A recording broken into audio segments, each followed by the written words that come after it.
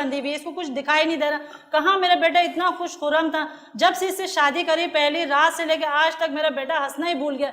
इसके चेहरे पे मगर मोहब्बत में तो और ग्लो करते हैं लोग और चमक जाते हैं, ये मोहब्बत में मुरझा रहा है। लेकिन ये तो ऐसा मुरझा इसलिए रहा है कि जब वो हाथ ही नहीं लगाने दे रही, मैं किस तरह पोता पोती को मतलब पालूंगी, हो कुछ होगा तो मतलब कुछ हो। बस यही टेंशन अम्मी ले आई है।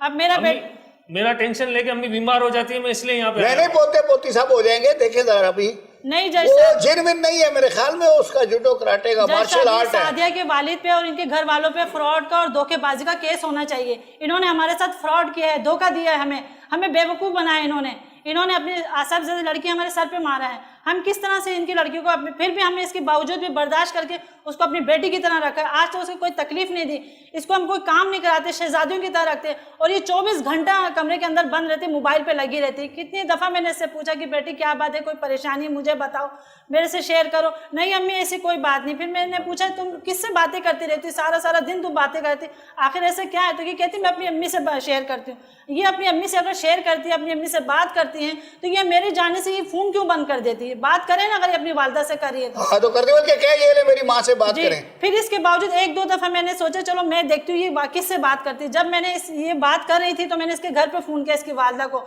इसकी वालदा से मेरी सलाम अच्छी खासी काफी आधे घंटे बाद हुई। फिर मैंने आगे इससे पूछा कि बेटा तुम किससे बातें कर रही? तो कह रही मैं अपनी वालदा से बात कर रही हूँ। आपने बड़ा चेक लगाया है। जी सर मैं परेशान हो गई सर, मैं तंग, जाहिर है मेरे बेटे का मामला है, मेरा बेटा तो बर्बाद हो गया है। फिर मैंने इससे पूछा तो ये कह रही कि मैं अपनी मम्मी से बात कर रही हूँ। तो सर मैंने कहा तुम्हारी मम्मी से तो मैं आधे घंटे से बात कर रही हूँ। तो सर इसके चेहरे पे हवाएं उड़ने लगे, कह रहे नहीं वो तो बस यूं तो इन्होंने बात टाल दी। सर मुझे तो लगता है कोई और मामला है ये। अच्छा आपका मकसद है कि ये जिन शिन नहीं है, ये कोई तीसरा करैक्टर है? सर या तो जिन शिन है या फिर कोई और चक्कर है, ये तो अब ये जानते हैं, इनके घर वाले जानते हैं। इनको पता नहीं होता जब इनके ऊपर ये जिन से साया होता है, इनको पता नहीं होता है। जिन असरात जब इनके ऊपर आते हैं ना तो इनको पता नहीं होता है। नहीं कोई पता नहीं, वो अदाकारी कर रही हो। नहीं वो अदाकारी नहीं, उनके ऊपर हकीकत ही लगता है। जिन की तरह है मुझे ऐसा लगता है। आप कहाँ रहते हैं, कौन से इलाके में रहते हैं? इनके ऊपर एक मजबूत सी ताकत आ जाती है, मेरा हाथ पूरा घुमा देती है। कौन से इलाके में रहते हैं? हम खाड़ा दर में तो जिन है ही नहीं यार, उधर तो जिन जाता ही नहीं है, डरता है। वो बोलता है वेमन भाई तो जिनको भेज देगा, उसका भी बयाना पकड़ लेगा।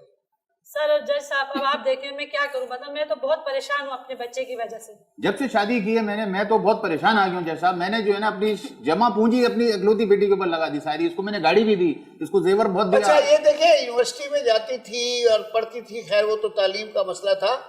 और मैं थोड़ा सा आपसे पूछता हूँ कि नॉर्मल बिहेवियर जो इसका लाइफ में था, मसलन जैसे आपके रिश्तेदारों में बच्चियों के शादियां इसकी सहेलियों की होती थी, तो ये उनमें पार्टिसिपेट करती थी? बिल्कुल करती थी और बहुत अच्छे कपड़े पहन के जाती थी, बहुत अच्छे बिल्कुल नॉर्मल तरीके से, जैसे कपड़े सिलवाती थी। जी जैसे नॉर्मल लड़कियां शादियों में शिरकत के लिए कपड़े सिलवाती, बिल्कुल वैसी करती थी, सब कुछ करती थी। सलीम जिस तरह अपनी वालदा के इकलौते बेटे हैं, इसी तरह मैं भी अपनी वालदा की इकलौती हूँ और मैं अपनी वालदा से बहुत ज्यादा अटैच थी। अभी जो सारी सूरत हाल है कि जब ये आते ही काफी टाइम वालदा के पास स्पेंड करते हैं। अब मेरे साथ तो ऐसा कोई नहीं है जिससे मैं अपनी बातें शेयर करूं। ये रूम में आते हैं तो एक तरफ मुंह करके सो जाते हैं और फिर इसी तरह